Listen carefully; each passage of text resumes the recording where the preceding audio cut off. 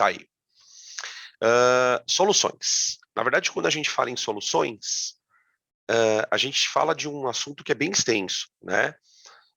Dentro do curso, a gente trabalhou as soluções numa sequência de 3 partes, né? Primeiro a gente fala de solubilidade, coeficiente de solubilidade, né? A solubilidade que varia com a temperatura, e aí depois a gente entra na segunda parte, que é o estudo das soluções do ponto de vista de cálculo, né? Então trabalha com concentração, diluição, mistura de soluções, e depois a gente entra na parte final, que é a parte de propriedade coligativa, né? O assunto propriedade coligativa, ele é abordado na parte de soluções.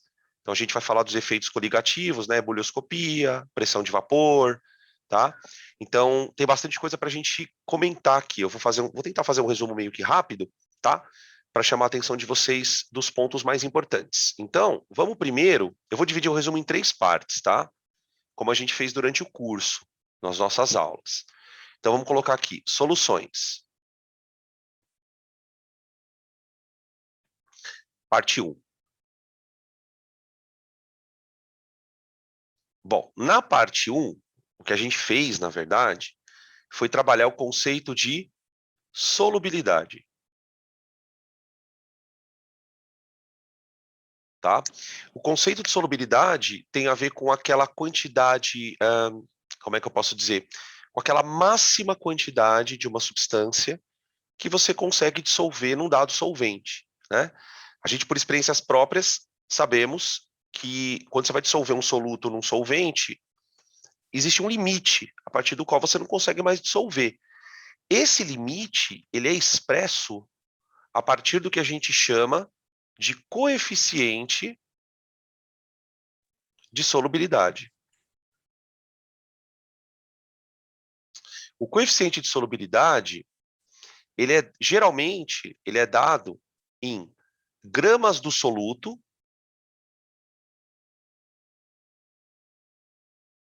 por 100 gramas do solvente. Tá? Lembrar uma coisa muito importante, o coeficiente de solubilidade, ele depende da temperatura do solvente. Né? Quando você vai dissolver uma substância na outra, a temperatura na qual o solvente está, vou colocar aqui, peraí, senão eu não consigo falar e escrever. Temperatura do solvente. A gente sabe que quando você vai dissolver uma substância dentro de um solvente, o fato do solvente estar numa temperatura maior ou menor vai afetar diretamente a solubilidade, né? Dentro dessa ideia, a gente costuma expressar essa influência da temperatura a partir de gráficos, né? Então, o que a gente chama de curva de solubilidade. Tá? Eu vou desenhar um gráfico só, e aí a gente compara as duas possibilidades. Né? Nesse gráfico de solubilidade, a gente... Ai, peraí. Deixa eu ajeitar que foi. Peraí, perdão. Gente. A gente expressa no eixo X, no eixo Y, perdão, o coeficiente de solubilidade daquela substância que você está querendo representar, né? E no eixo X, você coloca a temperatura do sistema. Temperatura em graus Celsius. Pronto. E aí a gente tem, quando você analisa a solubilidade em função da temperatura, você tem 2 possibilidades de curvas. Solubilidade que aumenta com o aumento da temperatura, que a gente vai chamar de solubilidade endotérmica.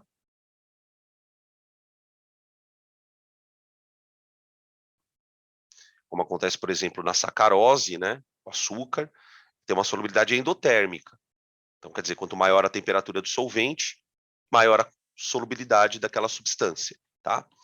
E também temos compostos com curvas diferentes. Curvas de solubilidade, onde você percebe que quanto mais quente está o solvente, menor é a quantidade de soluto que dissolve. A gente chama de solubilidade exotérmica.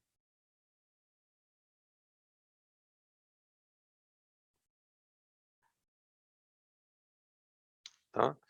Você tem, por exemplo, o nitrato de potássio, alguns sais que se dissolvem muito melhor em solventes a baixa temperatura do que em altas temperaturas, tá?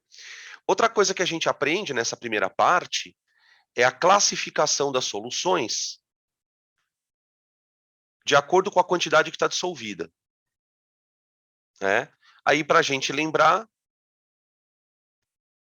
eu tenho as soluções insaturadas, né? Soluções onde a quantidade de soluto não atingiu o limite de solubilidade, então você ainda teoricamente consegue colocar mais compostos, né? Mais sal ou mais soluto, o que quer que seja, para dissolver. Você tem as soluções saturadas,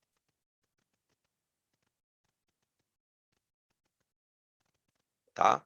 E tem as soluções supersaturadas, que a gente comenta também um pouquinho sobre elas. Eu nunca caiu solução supersaturada, pelo menos no Enem, não. Né? A solução supersaturada, ela é preparada numa dada temperatura, geralmente uma temperatura bem alta, onde a quantidade de soluto é dissolvido, né, é grande, e aí o cara vai resfriando a solução bem devagar. Quando você prepara uma solução a alta temperatura, então, por exemplo, imagina, por exemplo, uma substância com solubilidade endotérmica. Você pega uma temperatura T bem grande, onde a quantidade dissolvida é alta. Vai lá e prepara a solução saturada, naquela quantidade, naquela temperatura. Aí o que você vai fazer? Você vai abaixar a temperatura de maneira bem lenta, para que o soluto que está dissolvido não cristalize. Quando você abaixa a temperatura de maneira bem lenta, você impede o soluto de cristalizar. Então você acaba ficando com uma solução mais fria, numa temperatura mais baixa, porém com uma quantidade de soluto acima do limite. Geralmente não cai supersaturada porque não dá para fazer muita conta com ela. Os exercícios de solubilidade desenvolvem mais a parte de cálculo, né? Então, acaba que não cai muito, beleza? No Enem não costuma cair muito o gráfico de solubilidade. Né? O Enem gosta muito de concentração. Esse é o assunto preferido deles, tá? Tudo bem? Então, essa primeira parte que a gente trabalhou durante o ano. Se vocês quiserem tirar o print já, aí eu vou para a parte 2, que também é uma parte meio só de apresentação de fórmula, né? Esse assunto é um assunto meio complicado, porque o que tem de conta, né, gente? Vamos combinar. Vamos colocar aqui a parte 2. Abrir um outro slide aqui para a gente fazer a parte 2. Na parte 2, gente, o que você precisa lembrar? Parte 2. A parte 2, ela trata especificamente do conceito de concentração, tá? E aí, aqui a coisa ela se resume à apresentação de algumas fórmulas, né? Quais são as maneiras que a gente tem de expressar a concentração de um soluto, né? Obviamente, vou chamar a atenção das mais famosas, né? Então, a gente tem a concentração, que é chamada de concentração comum,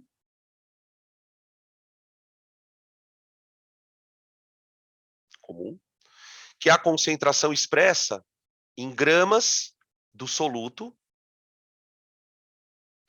por litro de solução, tá? Presta atenção aqui, porque, gente, a própria unidade, a própria unidade vai dizer para a gente a fórmula, ó. Então, quer dizer, se eu vou calcular uma concentração em gramas por litro, a gente está trabalhando com massa sobre volume, massa do soluto dividido pelo volume da solução, tá? Uma outra concentração que aparece com frequência é a famosa molaridade, que é usada bastante na química, né? Na cinética, na parte de equilíbrio, enfim, tem uma série de situações em que a gente usa molaridade. A diferença da concentração comum para a molaridade é que na concentração comum, o soluto, a quantidade de soluto, né, é expressa em gramas, e na molaridade, a concentração do soluto é expressa em mol. Então você tem aqui o número de mols do soluto dividido pelo volume da solução. Tá? Beleza? Nós temos também uma concentração que volta e meia aparece, que é a porcentagem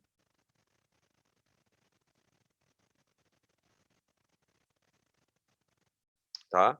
A porcentagem, ela pode ser dada em massa-massa, ela pode ser dada em massa-volume, ou ela pode ser dada em volume-volume. Né? O conceito de porcentagem é um conceito bem matemático, né? A gente entende ele perfeitamente bem. Né? A questão aqui é que eu posso expressar a porcentagem em gramas por 100 gramas, então que seria isso aqui, ó, gramas por 100 gramas de solução, tá? E aí lembrar o seguinte aqui, quando você está trabalhando com porcentagens, a porcentagem exige que você pegue a quantidade do soluto e divida pelo total, né? Então, se eu quero uma porcentagem em massa, vou pegar a massa do soluto e dividir pela massa total. Acabou. Geralmente a gente usa porcentagem massa-massa para soluções em que eu tenho um sólido dissolvido com líquido, por exemplo. Tá? Quando é sólido dissolvido com líquido, eu também posso expressar em massa-volume. Então, aqui você teria gramas por 100 gramas de solução, aliás, por 100 ml, né? De solução. Então é tipo uma concentração grama por ml? É, tipo uma concentração grama por ml, mas é grama por 100 ml. E geralmente, quando a solução envolve a presença de dois líquidos, tipo uma solução de água com álcool, por exemplo, o pessoal costuma expressar em volume e volume. Então é volume de soluto em ml em 100 ml de solução. Né? O que eu sempre alerto vocês em aula, nos exercícios, é preste muita atenção nas unidades. Por quê? Porque se vocês lembrarem das aulas que nós tivemos desse assunto, gente, durante o ano, a gente resolvia tudo por regra de 3. A gente nem usa fórmula. Né? O jeito que a gente trabalhou o assunto nos permite prestar muita atenção na unidade e a partir da unidade a gente monta uma regra de 3. Tá? Outra coisa que a gente aprendeu nessa parte 2, né, é o conceito de diluição e o conceito de mistura de soluções. Eu vou deixar para trabalhar a titulação, gente, na parte de cálculo estequiométrico, tá bom? Porque a titulação, de uma certa maneira, ela é um cálculo estequiométrico, só que envolvendo soluções. Então, eu acho que seria mais interessante a gente trabalhar na parte de estequiometria, acho que é a semana que vem, se não me engano, tá? Na última semana de revisão. O que a gente precisa lembrar da diluição? A formulinha, né? A formulinha de diluição que a gente deduziu, né? C1V1 igual a C2V2. Apesar de que o Enem não tem costume de cobrar diluição, os exercícios de diluição, até os que a gente fez em aula, tal, da lista de vocês, do material, são exercícios mais tranquilos. Né? Um jeito também de lembrar, se você quer trabalhar com diluição sem fórmula, é lembrar que a concentração e o volume são inversamente proporcionais. Né? Então, por exemplo, se eu dobrar o volume, a concentração cai à metade. Se eu triplicar o volume, a concentração cai 3 vezes, né? Então, se você consegue trabalhar com a ideia de proporcionalidade, você não precisa nem usar a fórmula. Então, a gente fez alguns exercícios disso também durante as aulas. E quando a gente vai misturar soluções, gente, aí é a parte mais chata, porque, nossa, agora que eu olhei aqui, tem um monte de gente aqui. Deixa eu cumprimentar o pessoal que entrou agora aí, tá, gente? Boa tarde. Desculpa aí que vocês entraram, eu estava já falando. Tudo bem com vocês? Espero que vocês estejam bem, tá? A parte de mistura, gente, ela é uma parte meio cruelzinha, por quê? Porque mistura é o tipo da coisa que você tem uma fórmula para trabalhar. Qual que é a ideia, né? Você tem uma solução A, sei lá, uma solução de NaCl, por exemplo, que tem uma concentração, tá? Aí, deixa eu fazer uma ceninha aqui, peraí. Então, tipo aqui, faz de conta que você tem uma solução aqui no copo, tá? Aí aqui eu tenho uma outra solução. Tá aqui, eu tenho 2 copos aqui, deixa eu ver se eu consigo mostrar aqui, ó. 2 copos, 2 soluções. Eu vou misturar os dois. Quando eu misturar as 2 soluções, eu obtenho uma mistura, uma terceira solução, que seria, na verdade, a soma das duas. Para calcular a concentração da mistura, você vai tirar uma média ponderada das concentrações. Então, você vai pegar a concentração da primeira, multiplicar pelo volume dela, mais a concentração da segunda, multiplicar pelo volume dela e dividir pela soma dos volumes, né? Para os entendedores da matemática aí, isso aqui é a formulinha da média ponderada, ó. Esse tópico, né, do assunto, né, trabalhar com mistura, é o tópico que vai exigir que você memorize a fórmula, ou então que você memorize que é uma média ponderada. Eu me lembro que na aula, não sei se vocês vão lembrar, é porque é tanta aula, né? Ai, perdão, é tanta aula. Eu faço uma analogia de uma mistura de café com leite, né? Lembra que eu falo assim, olha, gente, eu tenho aqui um copo com café e eu tenho um copo com leite. Quando eu misturar os dois, qual é a cor que vai ficar, né? E aí a gente falava, depende de quem está em maior quantidade. Se tiver mais café, vai ficar mais escurinho. Se tiver mais leite, vai ficar mais branquinho. Então, a média ponderada, ela depende especificamente do quê? Do volume. Então, por exemplo, se eu misturar volumes iguais, a minha mistura vai ter uma concentração exatamente no meio das duas. Se eu misturar mais da solução 1, a média vai estar mais deslocada para a concentração da solução 1, tá? Então é só lembrar desse conceito da média ponderada. Lembrou, você aplica a fórmula e pronto, tá? Beleza? Essa é a parte que o Enem mais gosta. Essa é a parte que ele costuma cobrar mais. Por quê? Porque envolve conta, tá? Geralmente os exercícios de concentração do Enem são difíceis, né? Quando você estiver lendo a prova lá no domingo, bateu o olho na questão, percebeu que é de concentração, já fica com a antena ligada. Por quê? Porque existe uma chance de que essa questão esteja entre as mais difíceis da prova.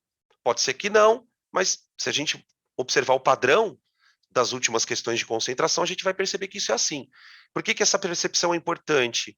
Porque é aquilo que a gente estava conversando já durante a semana, né? Bateu o olho na questão, gente, não fica brigando com ela. Lê uma vez, não deu. Lê outra vez, não deu, vai embora. Segue o baile, tá? Por quê? Porque vocês estão preparados, né? Estando preparados, vocês têm o discernimento e têm que confiar nesse discernimento, né? De que você sabe avaliar se uma questão é fácil ou difícil. Vocês estão num nível de estudo que vocês já têm essa percepção. Então, não é aquele aluno cru que para ele tudo é difícil. Vocês podem ter certeza que se você olhou e está achando difícil, é porque a questão é difícil mesmo. Então não fica tentando brigar, né? Porque tem muito aluno que faz assim, né? Por exemplo, caiu lá uma questão de, sei lá, de termologia.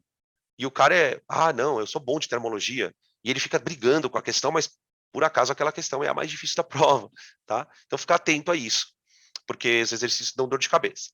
Aí a gente vai para a terceira parte. Vamos falar da terceira parte. A terceira parte é a parte mais, eu acho a mais legal. Por quê? Porque ela envolve mais conceito e menos fórmula, né? Que são as propriedades coligativas. Parte 3. Propriedades coligativas. Vamos lembrar algumas coisinhas aqui. A parte de propriedade coligativa, ela tem uma... Peraí.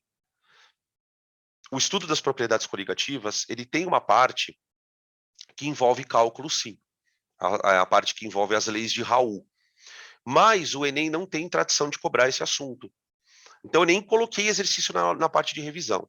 Né? É aquilo que eu falei ontem para a gurizada. Daí se cair. Se cair, foda-se. Não tem essa. Né? A gente não vai ficar batendo cabeça aqui para uma coisa que não tem chance muito de cair. A gente vai naquilo que tem mais chance. Tá? Até porque eu vou te falar para vocês assim, se cair lei de Raul, ninguém vai lembrar da fórmula, porque a gente usa muito pouco, muito pouco. Então, vamos dar uma lembrada no que são os efeitos coligativos. Então, imaginem o seguinte. Imaginem que você tenha um solvente. Um solvente. Esse solvente, ele tem propriedades. Que propriedades, Dan? Ele tem ponto de fusão, ou ponto de congelamento, se você preferir, né? Que a gente está falando de um líquido. Então, o líquido já fundiu, né? Então, vou escrever aqui, ó, ou ponto de congelamento, que dá na mesma, né? Tá? O solvente, ele tem uma pressão de vapor.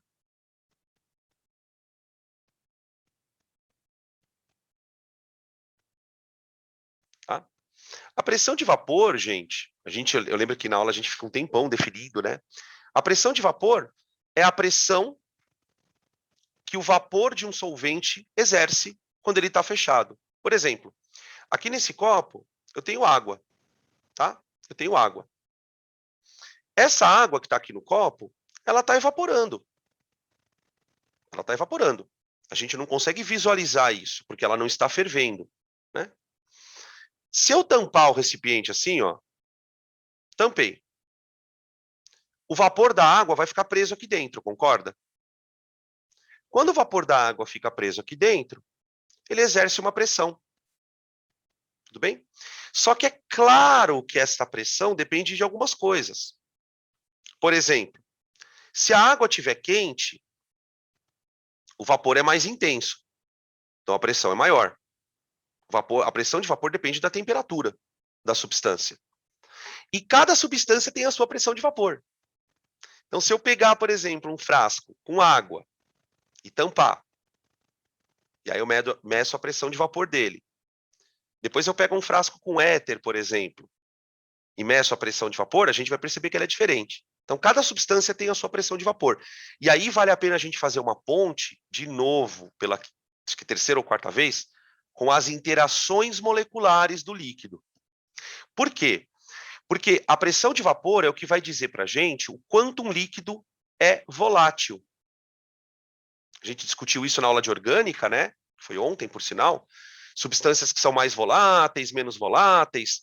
Isso tem a ver com a pressão de vapor. Então, o que você precisa guardar de regra aqui? Quanto menores forem as forças intermoleculares no solvente,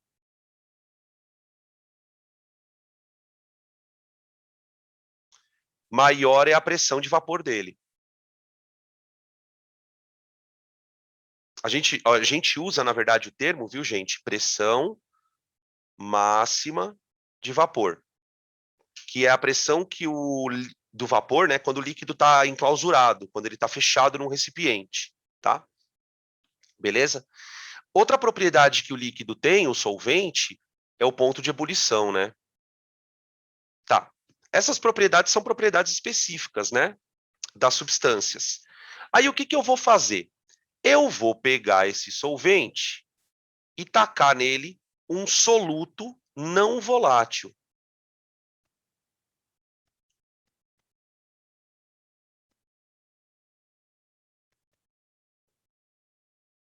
Tá?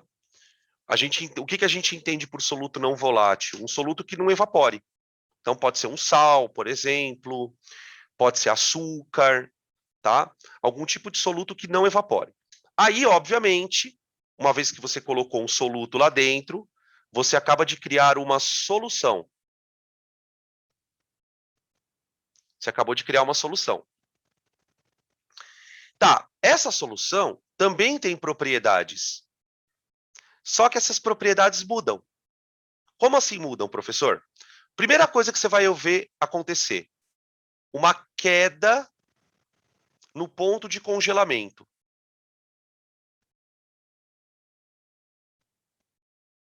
Então, por exemplo, se o teu solvente for água, ela vai passar a congelar uma temperatura abaixo de 0 graus, porque você colocou um soluto lá dentro, tá? A outra coisa que acontece, e isso tem um nome, né? Esse efeito coligativo, ele tem um nome. Ele se chama crioscopia.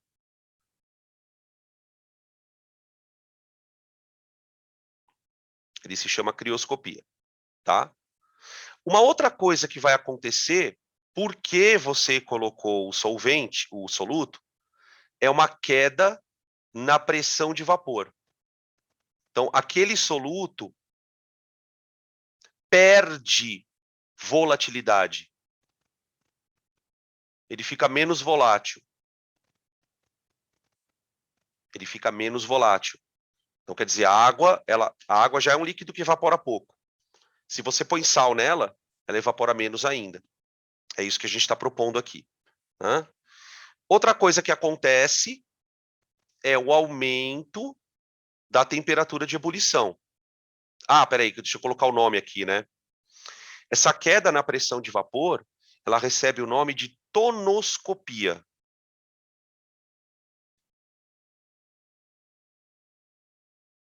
Ou efeito tonoscópico, tá? E o aumento do ponto de ebulição, eu vou chamar de ebulioscopia.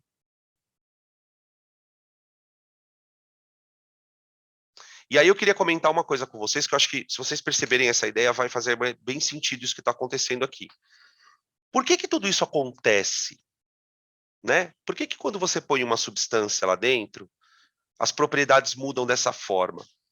Porque o soluto, ele também interage com o solvente. Né? O que determina um ponto de ebulição de uma substância, por exemplo? Não é a interação molecular? O que a gente vai observar é que quando você põe um soluto no solvente, você intensifica as interações moleculares. Aquelas interações moleculares que já existiam entre as moléculas do solvente, elas vão, digamos assim, serem reforçadas pela presença do soluto. Então, agora, antes você tinha solvente interagindo com solvente, né? Agora você tem o solvente interagindo com o solvente e também tem o soluto interagindo com o solvente. Então você tem um acréscimo de interações. Por isso que a gente chama de propriedade coligativa. Você aumenta as interações coligativas entre as moléculas por conta do soluto, tá? E aí aparece um quarto efeito, que é o surgimento da pressão osmótica. Surgimento da pressão osmótica. Vocês são bons de biologia, vocês vão lembrar que a água, ela não tem osmose se ela for pura. Uma água, um solvente, eu estou usando o termo água porque a gente usa muito na biologia, né? O solvente, ele só tem osmose se ele tiver com soluto dentro dele, né? A osmose é aquela capacidade que uma solução tem de absorver água de uma outra solução, desde que elas estejam comunicadas por uma membrana, né? Aquela famosa membrana semipermeável que a gente fala tanto, né? Tá? Geralmente, quando cai efeito coligativo, o Enem tem uma preferência pela osmose. Então já caiu questão de osmose, já caiu questão de osmose reversa, que a gente também citou na aula de soluções, tá bom? Beleza, gente? Todos esses efeitos, o que a lei de Raoult fala, né? Eu não vou colocar as fórmulas, mas eu vou colocar o enunciado, né? A lei de Raoult, ela basicamente fala o seguinte. Eu esqueci de colocar osmótica, né? Eu comecei a falar, criei uma traca aqui. Perdão, gente. Desculpa aí. Ó. Então você tem nomes, né? Crioscopia, tonoscopia, ebulioscopia e a pressão osmótica. Todos esses efeitos, eles podem ser mais ou menos intensos. Então, por exemplo, quando você põe sal na água, o ponto de ebulição pode subir só um pouquinho, ou ele pode subir mais. O ponto de congelamento pode cair um pouquinho, ou pode cair muito, né? E assim por diante. O que a lei de Raoult enuncia de maneira qualitativa, sem a fórmula? Que quanto maior for a concentração de partículas dissolvidas,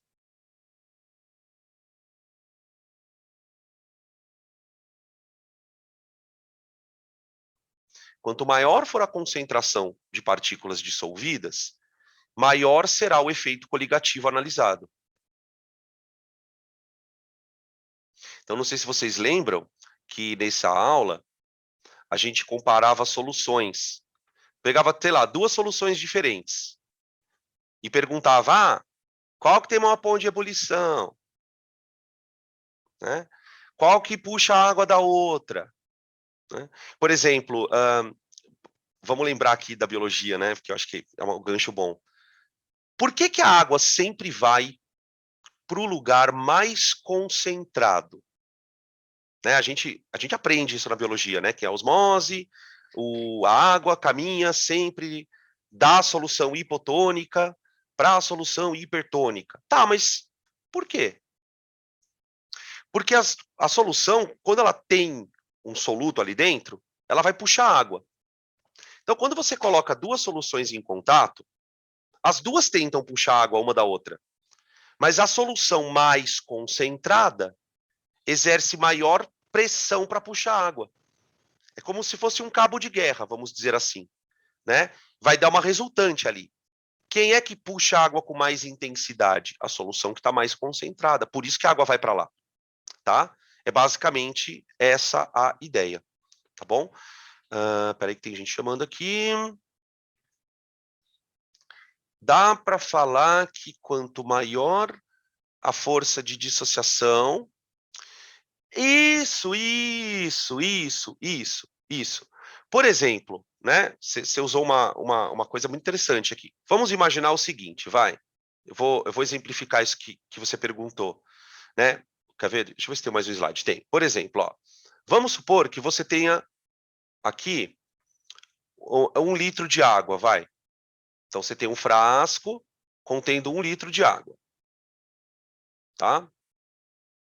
Aí eu vou jogar aqui dentro, vamos supor, 1 mol de uma substância que ioniza 100%. Ioniza 100%, tá? Quando você joga 1 mol de uma substância que ioniza 100%, todas as moléculas vão ionizar. Aí pode ser ionização de 1 para 2, depende da substância. Então, você vai ter lá dentro um monte de íon. Se eu pego 1 mol de uma substância que ioniza só 10%, você colocou a mesma quantidade, percebe? Só que quando a substância quebra, ela acaba liberando muito menos íons. E os íons é que vão acabar provocando o efeito coligativo. Então, por exemplo, quando você dissocia um eletrólito forte, né, fazendo um gancho com aquilo que você está perguntando, quando você dissocia um eletrólito forte, o eletrólito forte produz mais íons. Então, o efeito coligativo dele vai ser mais intenso. Só que, só um detalhe nessa tua observação, tá? Para você considerar o alfa como fator preponderante, você precisa ter a mesma quantidade de substâncias lá dentro, né? Não adianta, por exemplo, você jogar 1 mol de uma e 100 mols da outra, tá? É sempre nessa comparação, tá? Beleza. Tudo bem? Tranquilo, gente? Resuminho é isso, tá? Não vou estender muito,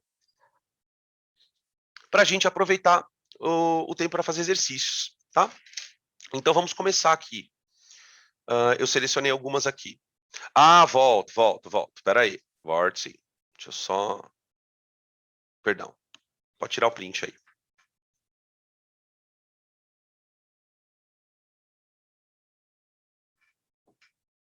Beleza. Aqui.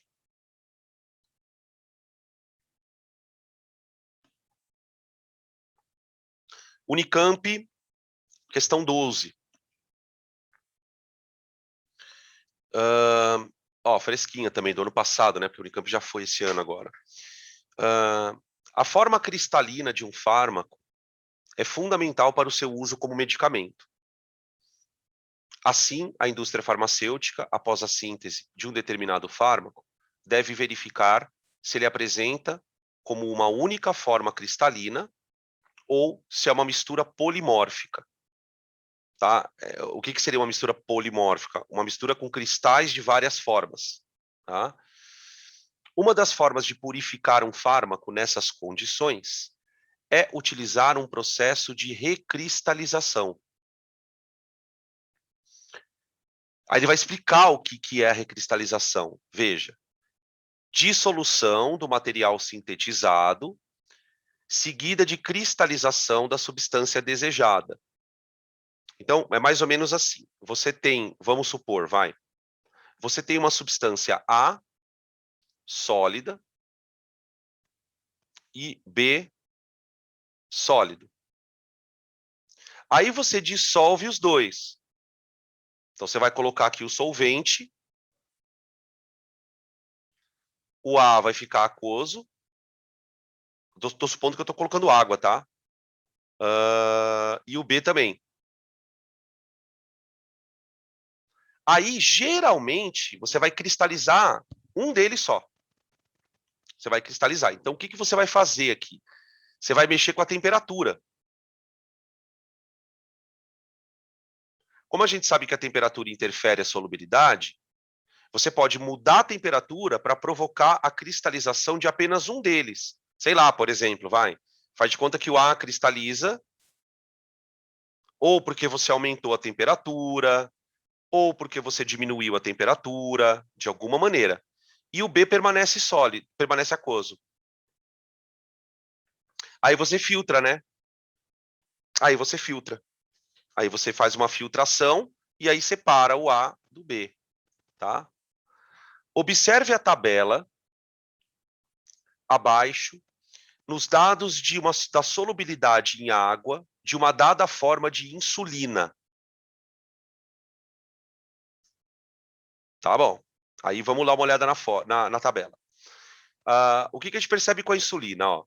Temperatura de 15 graus, solubilidade bem baixinha. Temperatura de 25 graus, a solubilidade aumentou. E com 35 graus, a solubilidade aumenta mais ainda. Então, a gente poderia dizer, de uma maneira genérica, que a insulina ela tem uma solubilidade endotérmica, né? Ó, coeficiente de solubilidade em função da temperatura. É uma coisa meio que assim, ó. Tá? Beleza? Bom, pergunta dele. A partir dessas informações, caso se queira purificar uma amostra dessa insulina, seria recomendado dissolver essa amostra em quantidade suficiente de água.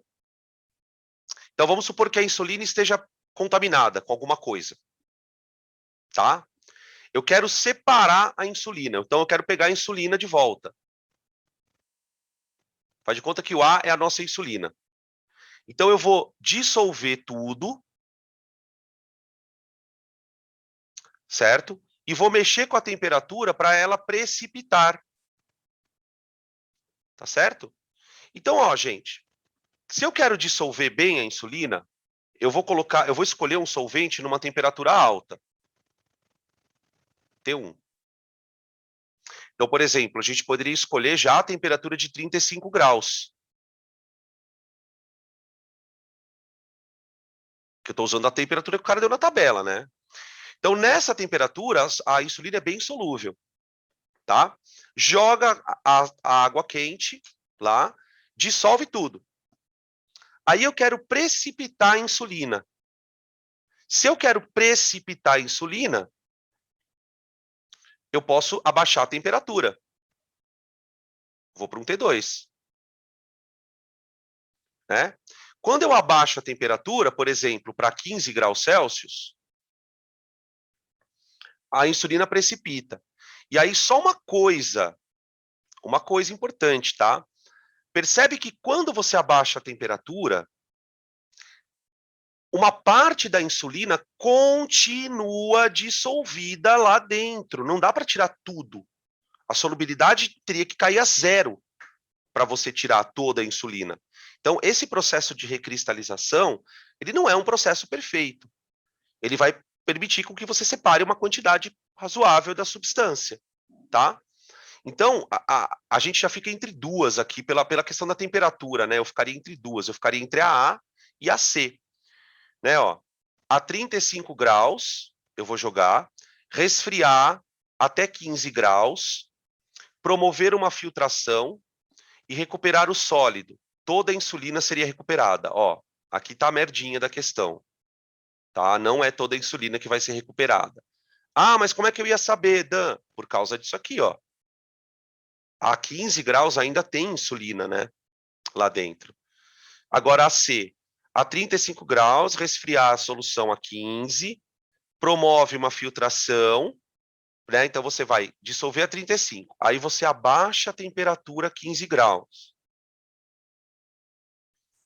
Uma parte da insulina precipita, tá? E aí uma parte da insulina vai ficar presa lá dentro, não tem como você tirar, tá bom? Então ficamos com a alternativa C. Beleza? Tranquilo, gente? Vamos fazer mais uma. Bora lá. One more. Qual que é agora? 10. 10. Da Unesp.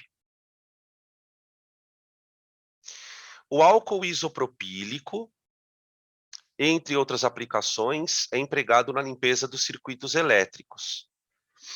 Em um experimento, um estudante utilizou um frasco conta-gotas com álcool isopropílico a 20 graus Celsius e verificou que eram necessárias 65 gotas desse álcool para perfazer o volume de 2 ml. Então, vamos escrever isso aqui. 65 gotas equivalem a 2 ml.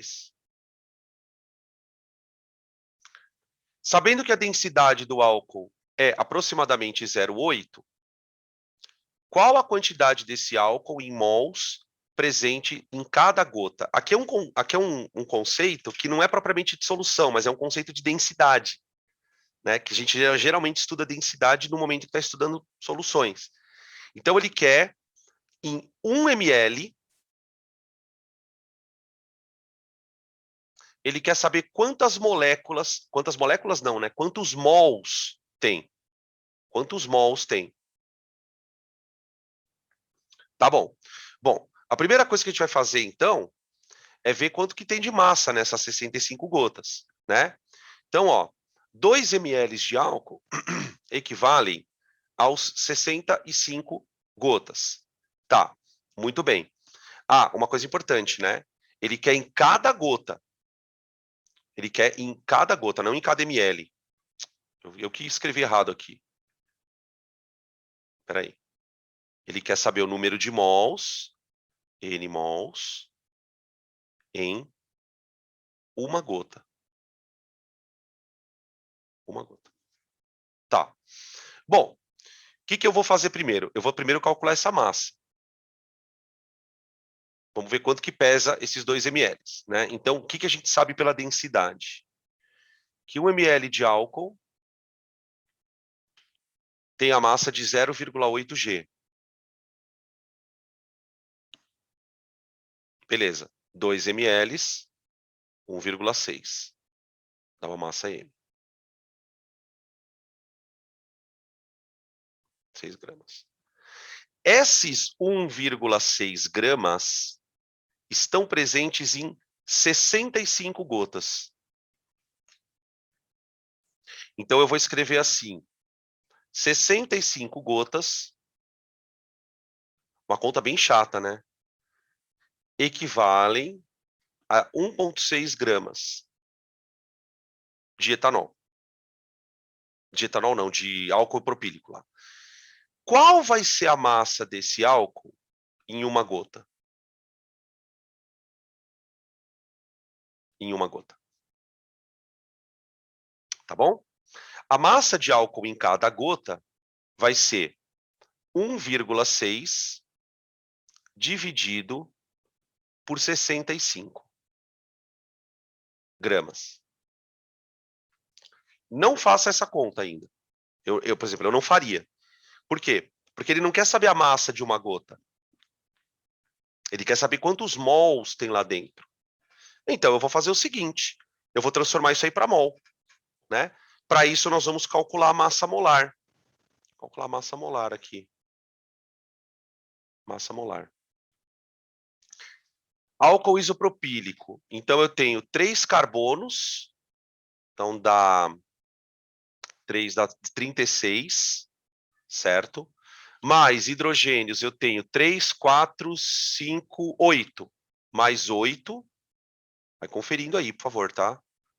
Mais um oxigênio, que dá 16. Então, a massa molar vai dar 36 com 8 dá 44, 50 dá 60 gramas. Confere para mim. Por mol. Por mol. Tá? Bom, agora eu vou passar para mol, né? Então, vamos lá. A outra regra de 3, essas contas chatas. 1 mol de álcool corresponde a 60 gramas.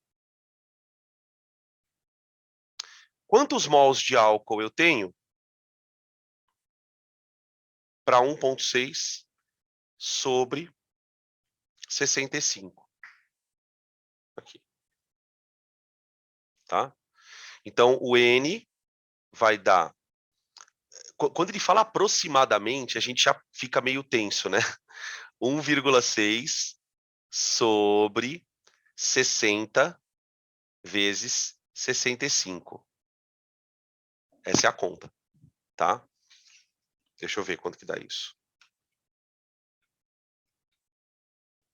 4 vezes 10 a menos 4, aproximadamente.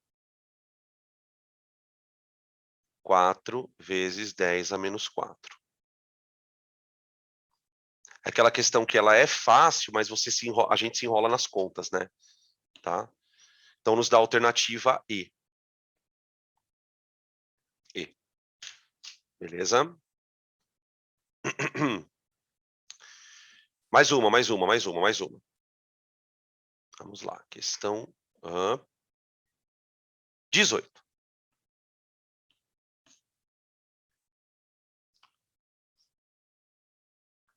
A gente olha para a questão e já vê esse monte de número pipocando, né? Um monte de porcentagem. Olha lá. O ácido nítrico é um ácido forte que possui inúmeras aplicações. Os usos mais comuns das soluções de ácido nítrico estão relacionados à produção de compostos orgânicos nitrogenados, pólvora e outros produtos.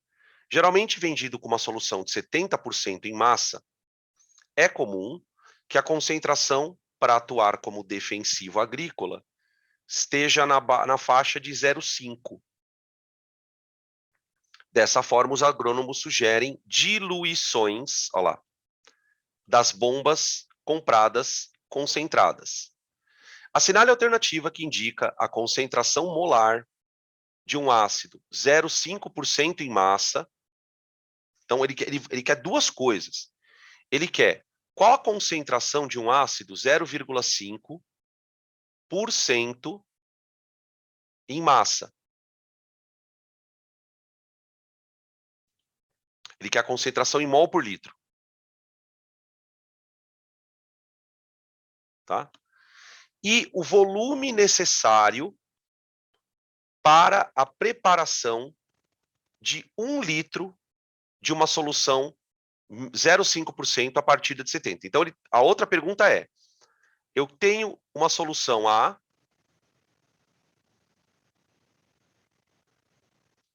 que é 70%. Eu quero fazer uma diluição, então eu quero diluir.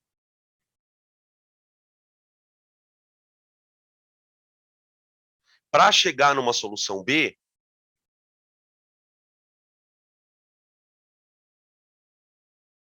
meio por cento. Meio por cento. Tá? Uma coisa importante, ele quer chegar em 1 litro. Tá?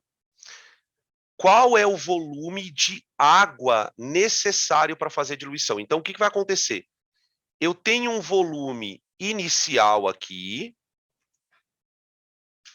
Esse volume inicial, eu vou adicionar água para chegar no 1 litro. Para chegar nesse 1 litro. Ele quer saber quanto de água eu vou adicionar. Então, na verdade, questão difícil, por quê? Porque ela tem 2 problemas em um. Tá? Vamos primeiro achar o volume de água que você tem que adicionar, tá? Apesar de que assim, né, gente, se a gente for olhar um pouquinho o bom senso, eu estou falando bom senso, tá? Não é chute, é bom senso. Veja bem, você tem uma solução 70.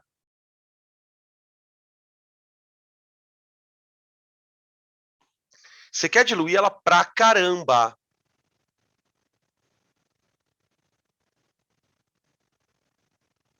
Então você deve colocar muita água. Se nós observarmos aqui nas alternativas, ó, você tem 7 ml de água, tanto na A como na E, tá vendo? Ó? E você tem 993 de água.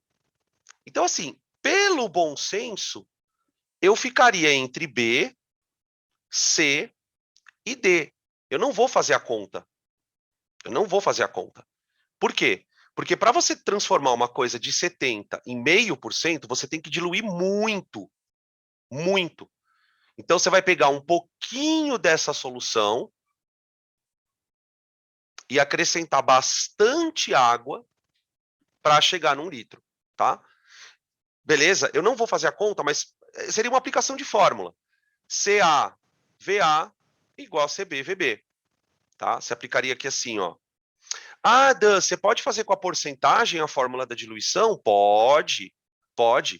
Faz Ca vezes Va igual a Cb vezes Vb, tá? No lugar do Ca, você põe 70%. No lugar do Cb, você põe 0,5%. Vb vale 1 litro, né? E o Va é o que você vai achar que é o volume inicial. Eu vou chamar de Va aqui, peraí.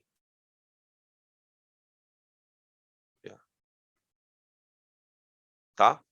Então, eu vou ficar entre B, C e D. Bom, agora vem a parte tensa. Nos exercícios do material, eu coloquei uma questão desse tipo, onde o cara te dá a concentração em porcentagem e pede para você passar para mol por litro. Eu acho esse tipo de questão bem difícil. Então, vamos lá. O que nós sabemos da minha solução? Eu tenho 0,5 gramas de ácido nítrico em 100 gramas de solução, não é isso? Tá aqui. Beleza? Ele quer a concentração de 0,5, né? Deixa eu ver se é 0,5 ou 70. Assinale a alternativa que indica a concentração 0,5. Tá, beleza. Então tá aí, ó. 0,5% em massa é nada mais, nada menos do que 0,5 em 100. Tá. O que eu quero? Eu quero que esse número aqui, ó, esteja em mol. E eu quero que esse número aqui esteja em litro. Por quê? Se eu transformar isto para mol e isto aqui para litro, eu calculo a concentração em mol por litro. Então, a primeira coisa que eu chamo a atenção de vocês, gente, olha essa informação aqui no texto, ó. A densidade da solução é igual à da água. Então, eu posso dizer que 100 gramas da solução correspondem a 100 ml. Então, eu vou coisar aqui, ó. Vou coisar é boa. 100 ml. Tá? Beleza. Agora eu vou fazer o seguinte. Como é que eu passo de grama para mol? Formulinha. Número de mols é massa sobre massa molar. Tá? Não vai ficar perdendo tempo fazendo toda hora a regra de 3. Usa aquela formulinha que vale a pena, mas mais rápido. Então, o que eu vou fazer? Eu vou calcular a massa molar desse inferno. Então, vamos colocar ela aqui, ó, HNO3. Vamos calcular aqui a massa molar dele. Então, ó, o hidrogênio é 1, o nitrogênio é 14, change, mais 16 vezes 3, que dá 48. vai dar 48, 58, 63.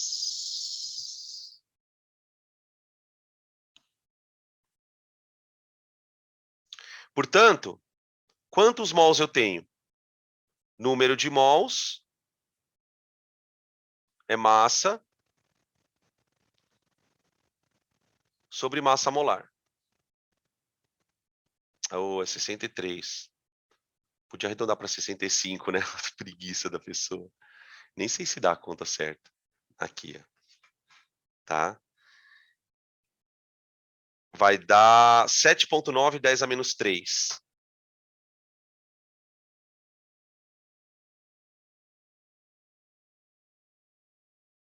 Bom, tudo bem? Então, ó, só repetindo para a gente não se perder. Eu quero a concentração em mol por litro. Então, o que, que eu fiz? Eu peguei a porcentagem e transformei ela numa linha de regra de 3. Olhei para as informações e percebi que a quantidade do soluto tinha que ser dada em mol. Tá aqui, ó. Calculei. A quantidade da solução eu quero em litro. Então, agora, olha o que eu vou fazer. Eu vou calcular a molaridade. Número de mols do soluto dividido pelo volume da solução. Tá? Então, a concentração é igual a o número de mols do soluto, 7,9 vezes 10 a menos 3, dividido pelo volume da solução, que é 0,1, 10 a menos 1, né? Vou botar em litros. Por que, que eu tenho que colocar em litro? Porque eu quero em mol por litro. Tá? Quero em mol por litro. Pronto. Tá aí. Matamos. Passa para lá, passa para cima com 10 a primeira, né? Vai dar 7,9, 10 a menos 2.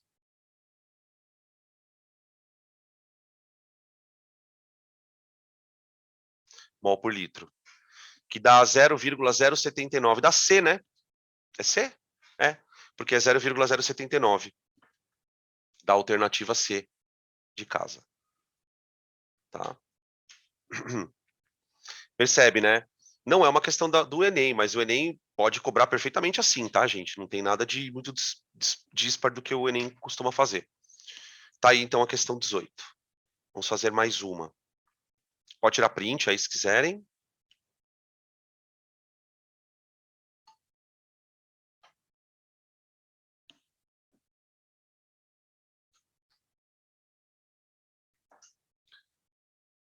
Hum. 16. Um técnico em química deseja preparar 400 ml de uma solução de NaOH meio mol por litro. Agora olha o que ele vai falar. A partir de uma solução dessa mesma base de concentração 80 gramas por litro. Então, vamos lá. Eu tenho uma solução A, chamar 80 gramas por litro. Eu quero preparar a partir dela uma solução B, onde a concentração é meio mol por litro, e eu quero que o volume dela seja 400.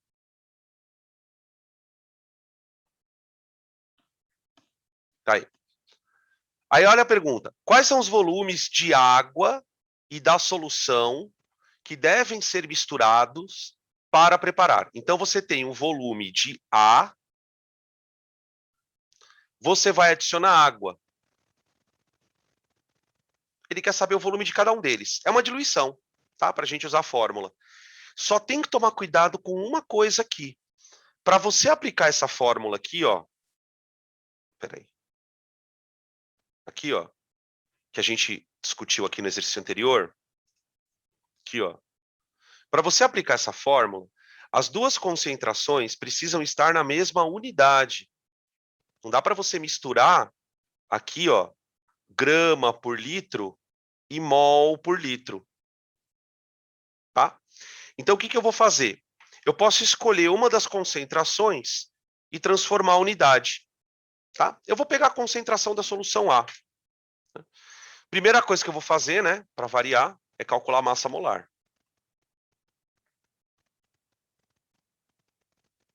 Do NaOH. A massa molar do NaOH é 23 sódio, né, mais 16 oxigênio, mais 1 hidrogênio, dá 40 gramas mol. Ah, haha. Olha lá, olha lá. 40 gramas é 1 mol, gente. Então agora o problema ficou mais fácil. Por quê? A minha solução A, ela é 2 mols por litro. Conseguem perceber que é 2 mols por litro, gente? Ó, não é 80 gramas por litro? 80 gramas é 2 vezes 40. Tá? Você tem um volume VA. Você vai preparar uma solução B de concentração meio mol por litro. E o volume é V 400, né? Pronto. Ó, aqui é um caso que, se aparecer na prova, você faz de cabeça. Por quê? Veja. Quando a concentração cai de 2 para meio mol por litro, significa que ela foi dividida por 4. Confere? Quer dizer, ele fez uma diluição em que a solução diminuiu, desculpa, a concentração diminuiu 4 vezes. Ela diminuiu 4 vezes. Se a concentração diminuiu 4 vezes, é porque o volume teve aumentado 4 vezes. Então, este volume foi multiplicado por 4. Sacaram? Então, significa o seguinte: o volume da solução A, ele era 100 ml, e para você chegar nos 400 ml, que seria o volume final, você vai pegar um volume de água de 300. 300, tá? Ele quer água e da solução, então ficou 300 e 100, isso mesmo. Alternativa E. 300. Eles podiam dar uma folguinha, né, para vocês, né? Cobrar uma questão um pouco menos pesada, como essa, por exemplo, né? Porque as outras são mais complicadas. Tá aí, então, a questão número 16. Beleza? Próxima. Vamos lá. Uhum, uhum. Aqui. Alguns tipos de dessalinizadores usam o processo de osmose reversa para a obtenção de água potável a partir da água salgada. Nesse método, utiliza-se um recipiente contendo 2 compartimentos separados por uma membrana semipermeável. Em cada um deles, coloca-se água salgada, aliás, em um deles coloca-se água salgada e no outro recolhe-se a água potável. A aplicação de pressão mecânica no sistema faz a água fluir de um compartimento para outro. O movimento das moléculas de água através da membrana é controlado pela pressão osmótica e pela pressão mecânica aplicada. Para que ocorra este processo, é necessário que as resultantes da pressão osmótica e membrana apresentem o quê? Então, na verdade, é o tipo de questão que você já tem que ter visto o processo. Tem que saber, pelo menos, como ele acontece para poder pensar na questão. Parece uma questão de física, né? Você olhando para ela, né? Você pode até olhar com o viés da física. Bom, vamos explicar aqui, vai. Então, imagine o seguinte, ó, você tem um recipiente eu vou fazer um recipiente assim, ó.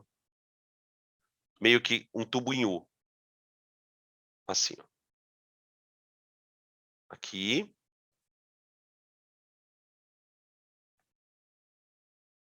Pronto. Então imagina que isso aqui é uma máquina de osmose, tá? Aqui, osmose reversa. Aqui você tem a membrana semipermeável. Tá. Aí vamos imaginar que do lado esquerdo você tem água potável.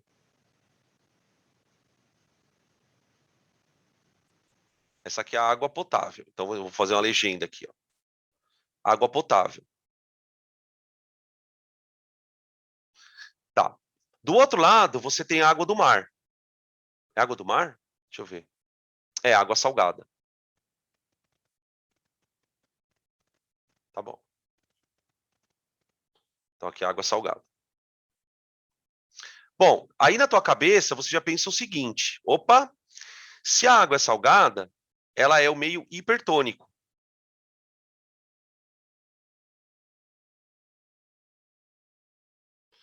E se a água é potável, o meio é o hipotônico.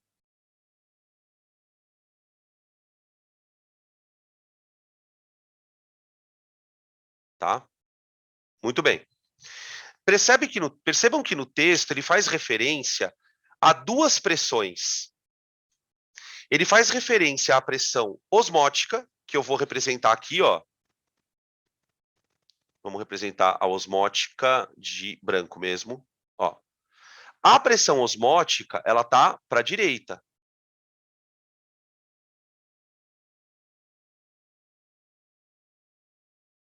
P osmótica. Por quê? Porque a água tende aí do meio hipotônico para o meio hipertônico. Tá, eu quero fazer a água ao contrário. Quero fazer a água ao contrário. Então, na verdade, o que eu tenho que fazer? Eu tenho que aplicar uma pressão aqui, ó.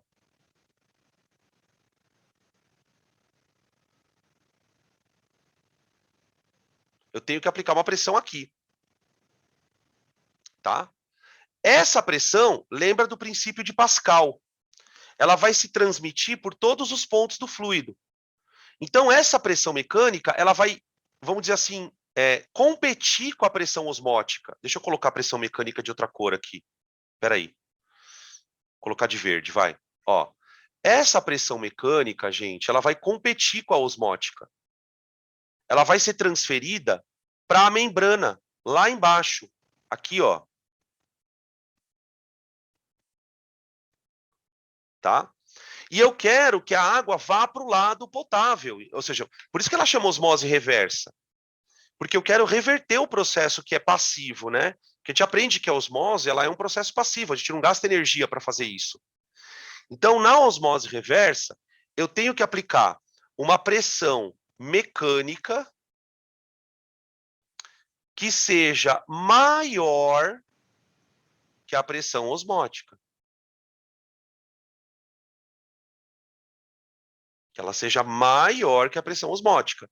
Por quê? Vai dar uma resultante, porque você lembra da física? A pressão não é força sobre área? As duas pressões estão atuando na mesma área.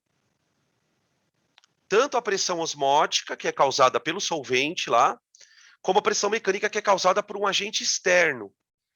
Então, como as duas estão atuando na mesma área, eu quero que a resultante seja para o lado esquerdo do meu desenho, né?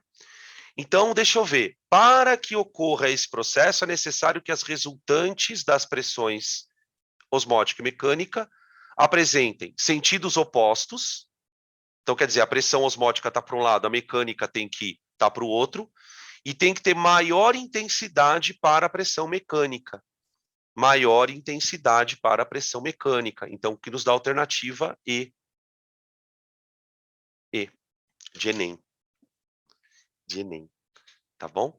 Legal essa questão, né? Uma questão rápida, assim, tipo de conceito, né? Eu acho, assim, essa é uma opinião minha, tá? Tudo bem que opinião minha, foda-se, né? O que tem a ver com a opinião sua? Mas eu acho que a prova, como é uma prova muito grande, ela tinha que ser feita com questões curtas, desse jeito, né? No entanto, não é isso que a gente observa, tá? Não todas. Beleza? Tá aí, então, a questão número 4. Tem mais uma aqui que eu quero fazer de propriedade coligativa. 19.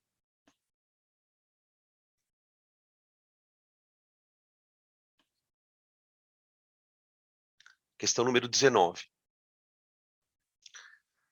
A tabela apresenta as pressões de vapor a uma mesma temperatura de 3 substâncias polares. As 3 são polares. Tá? Considerando as informações, pode-se afirmar que... Então, antes da gente ler as afirmações, vamos lá. Eu tenho uma substância 1, cuja... Aí você tem que tentar imaginar o seguinte, você tem 3 frascos. Tem 3 frascos, e os 3 frascos estão à mesma temperatura. Por que é importante que os frascos estejam à mesma temperatura? Porque eu quero que a minha medida de pressão de vapor seja, vamos dizer assim, como é que eu posso explicar isso? Eu quero que os líquidos estejam na mesma temperatura para que eu, ao medir a pressão de vapor, a gente tenha uma ideia de qual líquido é mais volátil. Não dá para você dizer se um líquido é mais volátil do que outro se você mede pressão de vapor numa temperatura diferente. Tipo, se um líquido está muito quente e o outro está muito frio, não dá para você dizer que um é mais volátil que o outro assim. Então, você coloca todo mundo na mesma temperatura, tá? O vapor da substância 1 é o que tem pressão de vapor 60. Ele é o que menos evapora. A pressão de vapor dele é menorzinha, tá? Então, esse líquido, ele é o que tem interações moleculares provavelmente mais fortes, né? Considerando que os 3 são polares, eu poderia até arriscar que esse aqui é o mais polar, né? Porque se ele evapora menos, é porque as interações são mais fortes. Se as interações são mais fortes, provavelmente é porque ele é mais polar. Ou ele deve fazer uma ponte de hidrogênio, né? Uma coisa desse tipo. O outro evapora com 200 milímetros de mercúrio de pressão. E o terceiro evapora a 280 mmHg. Ele é o mais volátil, olha lá. Ele é o mais volátil, tá bom? Então vamos lá, vamos ver as alternativas. Considerando a substância 2 estará no estado gasoso a uma temperatura ambiente. Como que eu vou saber isso? Né? Como que eu vou saber isso? A gente não sabe qual é a temperatura que a substância está. A gente não tem condição de saber. Né? Ele está numa temperatura X, mas eu não sei se na temperatura ambiente ela vai estar no estado gasoso, eu não consigo afirmar. O que eu poderia afirmar é que ela tem, apenas se ela, provavelmente, se a gente fosse pensar em ponto de ebulição, né? O ponto de ebulição da substância 3 é o menor de todos. É menor que o da 2 e que, por sua vez, é menor que o 1. O máximo que dá para falar, não dá para falar muito mais que isso, não.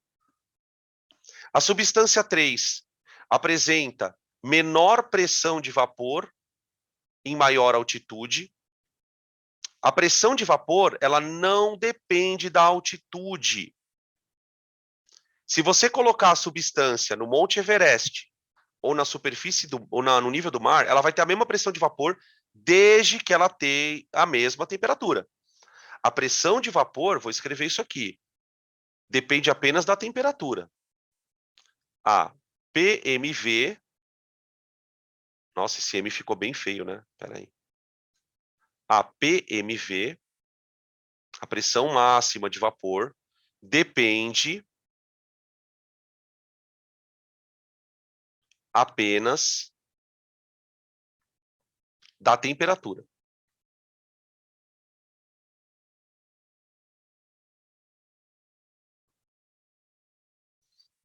Tá? Professor, Pode falar. desculpe se minha pergunta for um pouco besta, mas Hum. se essas substâncias aqui estão na mesma temperatura, por que elas têm pressão de vapor diferentes? Porque pode ser álcool, éter e água. Por exemplo, se você deixar um frasco de... Vamos supor, vai, você pega um copo com água e pega um copo com éter e deixa os dois abertos. No dia seguinte, o copo com éter secou. Secou. Simplesmente seca. Porque ele vai evaporando mais rápido. Como ele tem uma tendência natural a evaporar, ele evapora mais rápido. Então, é por isso que é importante a gente entender por que que eu meço essa pressão. Qual é a vantagem que eu tenho de medir uma pressão de vapor de um líquido? Porque a pressão de vapor, ela te dá uma medida indireta de quão rápido esse cara vai evaporar, né? E é por isso que, para você comparar os caras, você tem que deixar os caras na mesma temperatura, né? Então, vamos fazer um exemplo muito prático, né? Você vai pegar na tua casa agora 2 pés de meia. O pé direito você vai molhar com água e você vai pegar o pé esquerdo e vai molhar no álcool. E vai estender os dois no varal. Qual vai secar primeiro? O com álcool. Ah, mas por que que o álcool seca primeiro se os dois estão no mesmo varal? Os dois estão na mesma temperatura. É exatamente aonde eu quero chegar. A pressão de vapor não depende da temperatura. O álcool ele vai evaporar sempre mais do que a água se os dois estiverem na mesma temperatura. Tá? A pressão de vapor, que é uma medida externa que eu faço, né?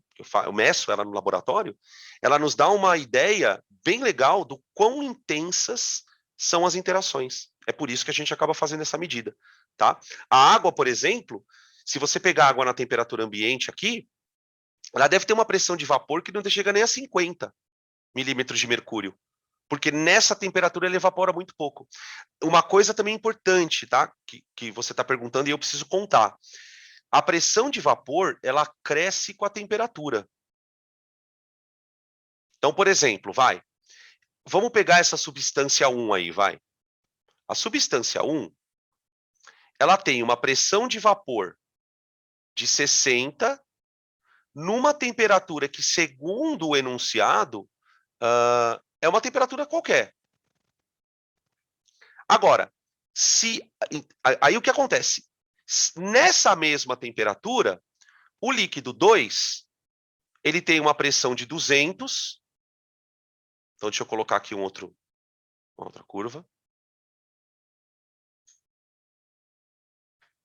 Aqui, ó, 200.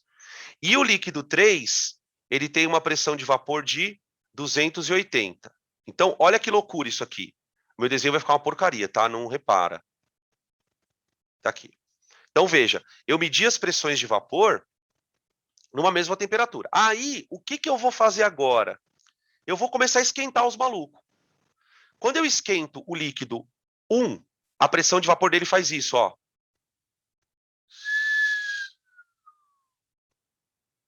Cresce. Cresce. Se eu esquentar o líquido 2, a pressão de vapor dele cresce. Se eu esquentar o 3, a pressão de vapor dele cresce.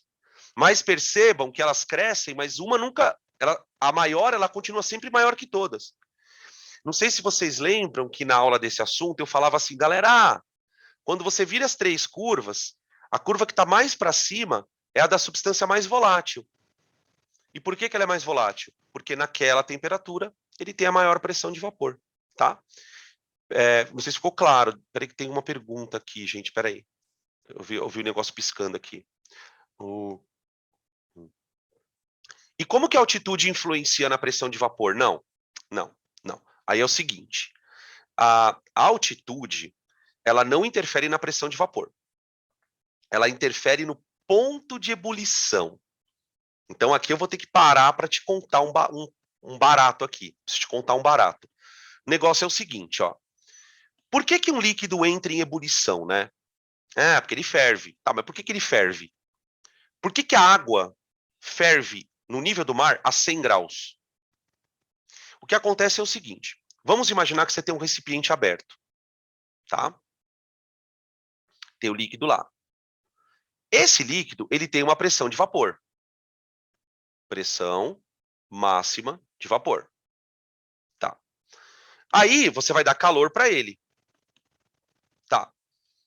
O que acontece é que as moléculas que estão... Perdão. Nas moléculas que estão na superfície do líquido, Para que elas consigam ferver, elas precisam vencer a pressão atmosférica. É uma briga de um jogo de força. Então você tem o líquido evaporando, né? E a pressão atmosférica contra ele. Então o que acontece? Conforme você vai aquecendo, a pressão de vapor vai subindo, ó.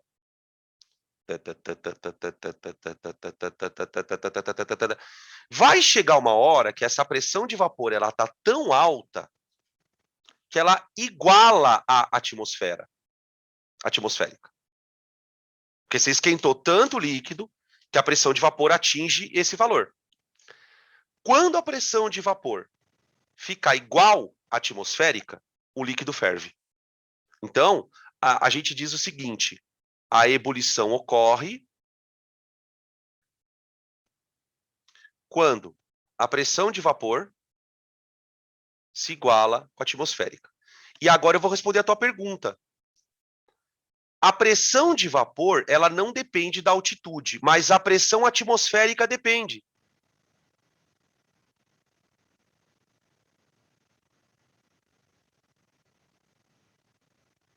Então, qual que é a bagaça, né? Por que a água ferve no Monte Everest a 88 graus? Vamos lá. Por que a água ferve no Monte Everest a 88 graus? Por que no nível do mar eu preciso aquecer ela a 100 graus para ela ferver, enquanto que no Monte Everest eu preciso aquecer só 88? Porque no Monte Everest a pressão atmosférica é menor. Então, para a pressão de vapor atingir aquela pressão atmosférica, você precisa esquentar menos ali. Você precisa esquentar menos. Quando você está no nível do mar, a pressão de vapor, a pressão atmosférica é maior, então é mais difícil da água vencer aquela pressão. A água só consegue vencer essa pressão de vapor quando você esquenta ela a 100 graus. Já no Monte Everest, a água consegue vencer essa pressão atmosférica, né? Perdão, falei pressão de vapor, não. Pressão atmosférica, quando ela é aquecida a 88, né? E você pode guardar também o seguinte, viu, Bi? Na panela de pressão é o contrário. O que eu quero na panela de pressão? Eu quero ter água fervendo acima de 100 graus. Se eu quero ter água fervendo acima de 100 graus, eu aumento a pressão. Então, a panela de pressão, ela cria um ambiente, obviamente artificial, né? Onde a pressão é mais alta. Dessa forma, você vai ter água fervendo a uma temperatura de 130, 120, vai depender da pressão que você coloca lá dentro. Então, toma cuidado com essas duas situações, que elas são a mesma explicação, né? O Monte Everest e a panela de pressão. Então, resumindo, tá? Só para a gente passar para a próxima questão. Pressão de vapor depende do quê? Da temperatura do líquido, né?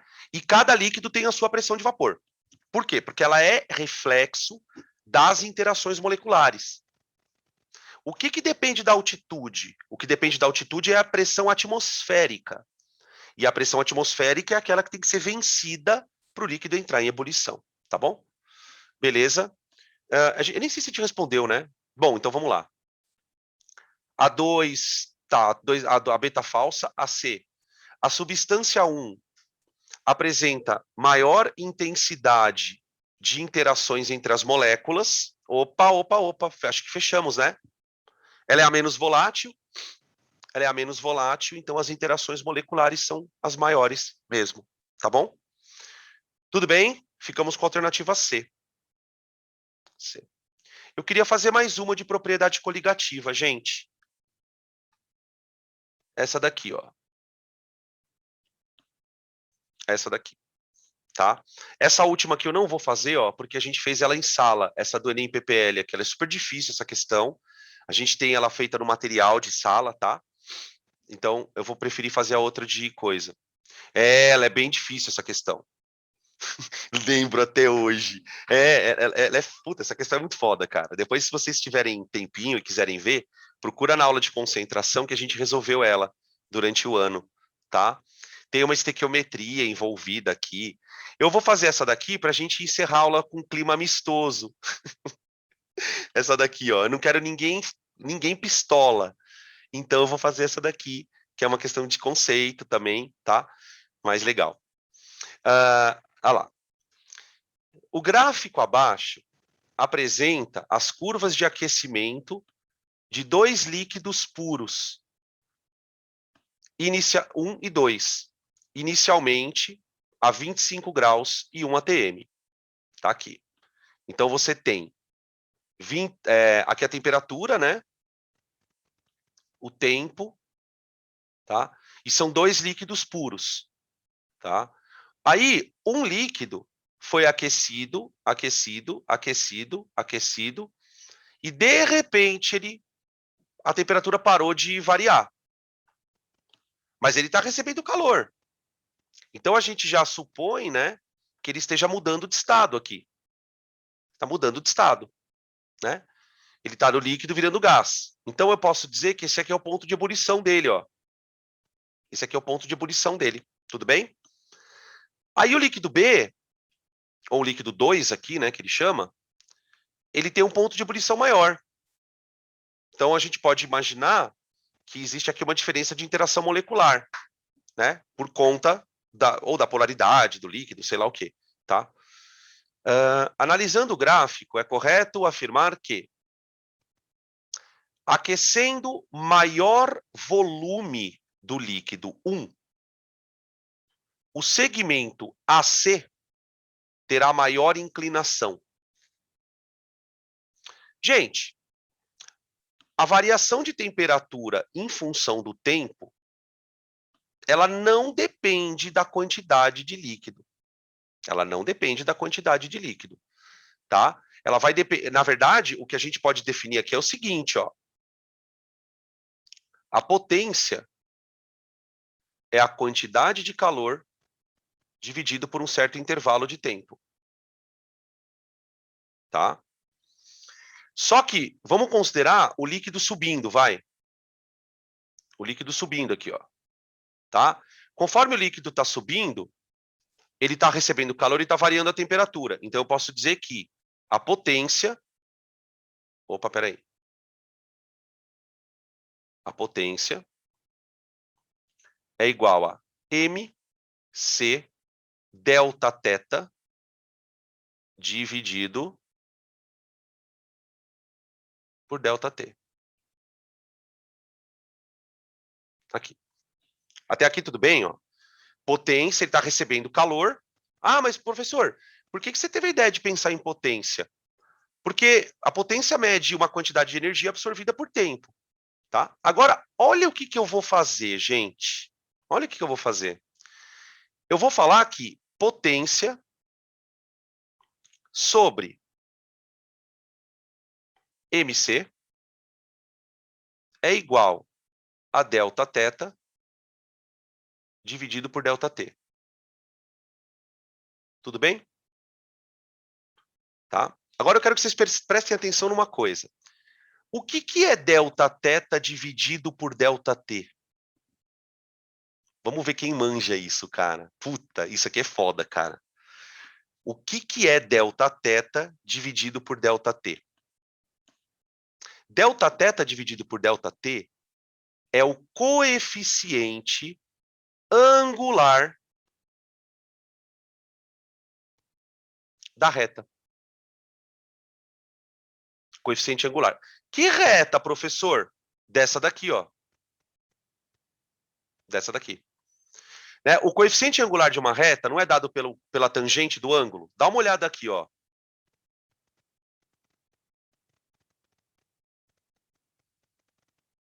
Pensa nesse anglinho aqui, ó.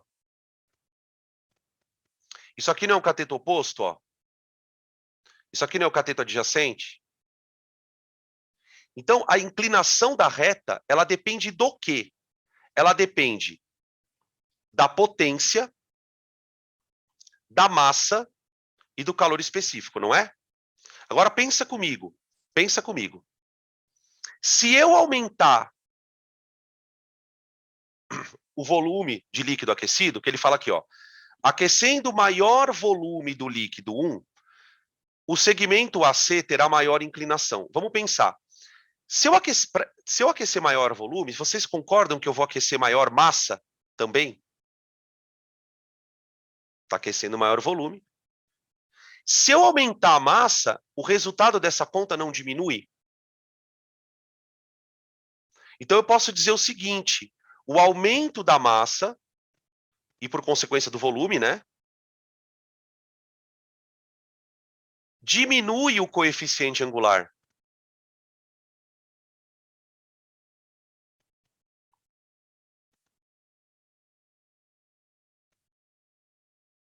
E não aumenta. Ou seja, diminui a inclinação da reta. E não aumenta. Tá?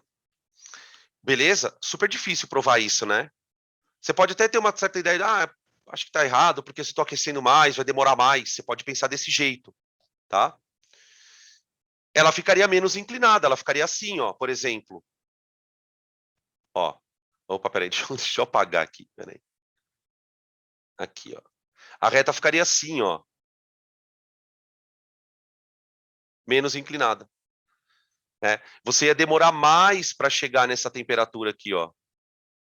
Provavelmente. Porque você está aquecendo mais. Você está aquecendo mais coisa, né? Tá? Em contrapartida, a afirmativa B... Ai, peraí, gente. Tô tocando aqui. Tá. O líquido 1 apresenta interações intermoleculares menos intensas. Aí, ok. Aí eu vou concordar. Por quê? Como ele tem um ponto de ebulição menor, não interessa se você está aquecendo muito ou pouco, tá? Não interessa. A temperatura de ebulição do líquido não depende do quanto de líquido você está aquecendo. Não importa se você está aquecendo 1 litro de água ou 10 litros. Né? Se ela vai ferver sempre na mesma temperatura. Se a temperatura está mais baixa, é porque o líquido tem interações moleculares menos intensas, tá? Então eu vou para a alternativa B de bola. B de buela. Tá? Tudo bem? Beleza? Dúvidas, gente? A gente acabou fazendo mais questões teóricas, eu dei uma privilegiada na parte de propriedade coligativa, né? Por quê? Porque eu sei que quando cai concentração, o problema é conta.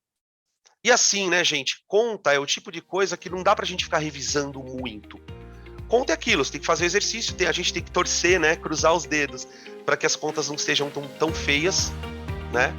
E bola pra frente. Tudo bem? Perguntas? Podemos ir pra cantina, podemos tomar nosso lanchinho.